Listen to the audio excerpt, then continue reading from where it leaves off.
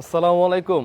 ওর যে গেরা উঠছে, ওরে নতুন করে আবার যদি আপনারা বিয়ে না দেন তাহলে ওর গেরা থামবে না। হ্যাঁ, কথাটা শুনতে খারাপ শোনা যেতেছে। এই ৮০-৮৫ বছরের এক জামাইরে নিয়ে ওই যে সংসার করলো, এটাতে ওর গেরা থামে নাই। ওকে এখন নতুন করে আবার বিয়ে দিতে হবে।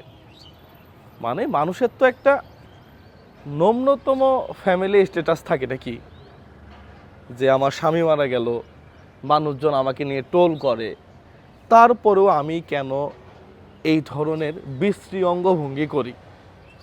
একটা চক্ষু লজ্জা আছে না? সোশ্যাল মিডিয়াটারে পতিতা বানাইছে ও, এই একটা মহিলা।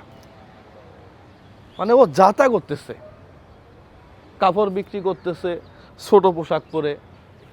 হ্যাঁ দেখেন, ছোট পোশাক এটাকেই যে একটা মানুষের চরিত্র খারাপ এটা আপনি বলতে পারবেন না।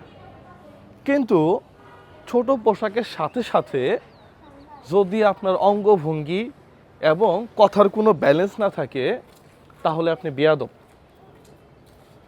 হ্যাঁ, এর একটু কেউ থামান। পৃথিবীতে আমরা বহু জিনিস বয়কট করছি না? কোকা কোলা বয়কট করছি, এখন মার্কেটে পাওয়াই যায় না।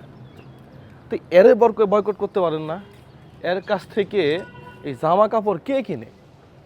আমার কাছে যেটা মনে হয়, এই এই অভদ্র মহিলার কাছ থেকে জামা কাপড় কিনে অভদ্র লোকেরা। এটাই সত্য কথা।